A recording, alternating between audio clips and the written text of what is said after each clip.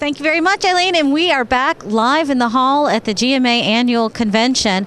We've got a bunch of concurrent sessions that are going on tomorrow, Monday. And one of those sessions is one that I've been a little bit involved in. Eileen has done much more work than I have setting this one up. But I think it's going to be an exciting topic. It's about the young people and what they're looking for in cities. And I think one of the things that we have found to be interesting is that these millennials, they aren't as interested in driving. They're getting out of their cars. We've seen studies in recent months that say they're not getting driver's license, they're not buying cars. And Fred Boykin, who's commissioner in Decatur, also owns a bike shop, so you're familiar with people getting out of their cars and being on their bikes. You're going to be moderating that session tomorrow afternoon. What are some of the things that they're going to be discussing at this session, and what are you hearing from young people about, being out on their bikes?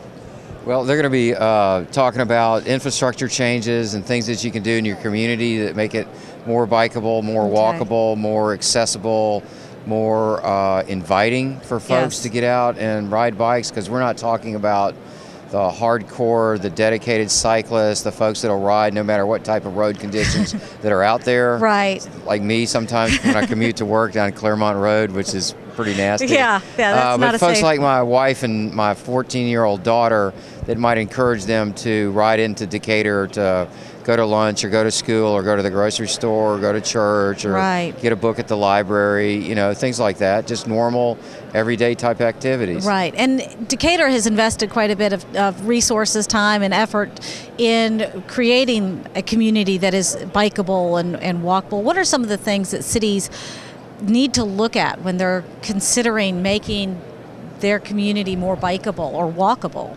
Well, that's true. Decatur, like a lot of communities in Georgia, is blessed with a core, a heart. There are a lot of older cities in the state that have that type of center, whether it's active now or a bit run down. Folks want to congregate again. They're on the internet, they're wired, that sort of thing. They're wireless, but they still want to be together in groups, and they still want to interact with folks. So if you can find that core and get a spark, whatever that might be, a festival or anything, and start bringing people to location, which is basically what Decatur did after our MARTA station went in, which nearly killed our downtown and cost a lot of businesses, which put a lot of them out of business. Right. And then we resurrected it, and we had a long-term plan to bring people back to downtown, and we started with festivals. It's easier to build a sidewalk, it's easier to put a bench in, it's easier to add some trees than it is to start getting out into the street and building bike lanes and providing for things like that. So whatever you do, it's got to be real. So maybe start with the sidewalks first. They have to be connected. You need to look at your points of interest. So sidewalks that go 100 yards, stop, and then you have to cross the street to pick up another sidewalk. Not good. No, you need to make it as easy as possible. And in the sidewalks, folks will typically walk about a quarter of a mile to a third of a mile. So look at your, draw concentric circles around your center or your points of interest. See what kind of connections you can make and start looking at it. Look at the conditions. I think that is key. I've been trying to do a lot more walking this year, to the grocery store and stuff like that. And I have found so often, the sidewalks that I'm having to use, there's tree roots, they're cracked, or they stop and then there's a dirt path before you can get to the next sidewalk. So I think if I were a city official, I would want to be out there trying to walk some of these sidewalks and say, hey, what are the people in my community, if they're using our sidewalks, what do they look like? Well, there's a concept nationwide called complete streets, which looks at a street or a public thoroughfare as a transportation choice for everybody and not just a driver of a vehicle. Okay. So when you're looking at a road or a corridor, you need to think not only how fast can you move cars through there, but is it accessible for a pedestrian? Is it accessible for somebody who wants to ride a bicycle? How is it classed? Is it comfortable to that type of person? What type of person do you see using it? Is it connected to the neighborhoods?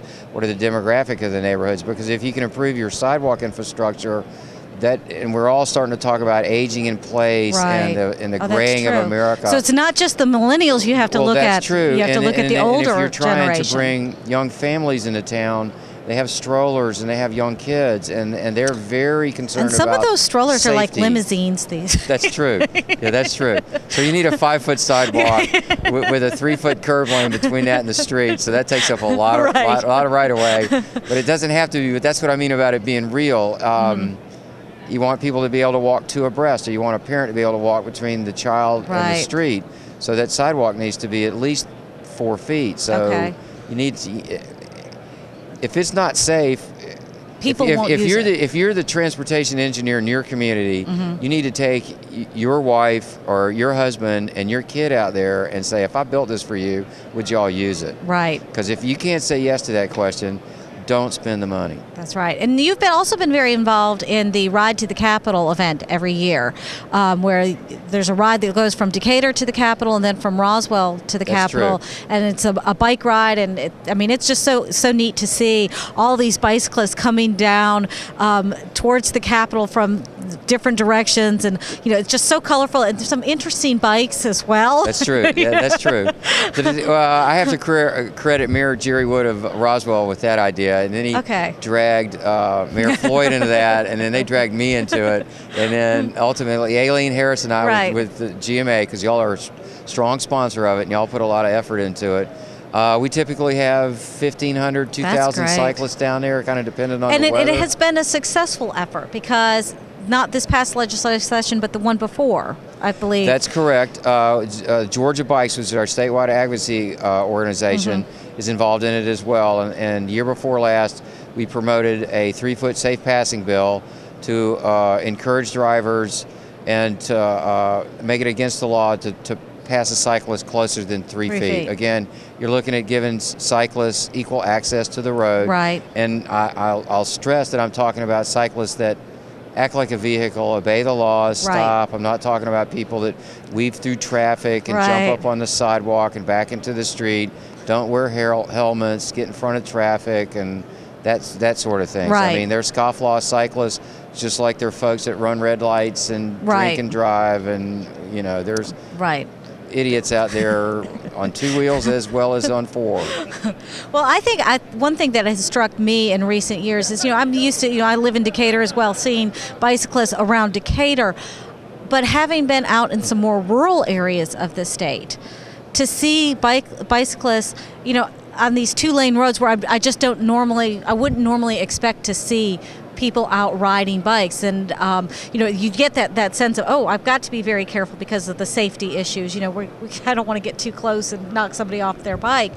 I think we're seeing that bicycling is a big recreation, obviously, but it's big for recreation, but it's also becoming a way for people to get to work. It's a transportation option. Well, that's true. To bring it back to the millennials, that age group are looking for more interaction. They want to spend more of their time with folks, doing things, going to restaurants, shopping, whatever it is, recreating without having to get in a car and drive someplace. And I have pulled some statistics like you were talking about. In 1980 or so, 97% of the 19-year-olds had a driver's license, and now I think it's down below 80%. So that's a telling number. And I know in the city of Decatur, for example, there are folks that really don't need it, and that's one of the things that are attracting people to our community. But again, it can't just be a 2-foot painted line on a road and that's our bike lane. Right. It has to go somewhere. There has to be bike parking at the end. They have to have some place to lock their bike.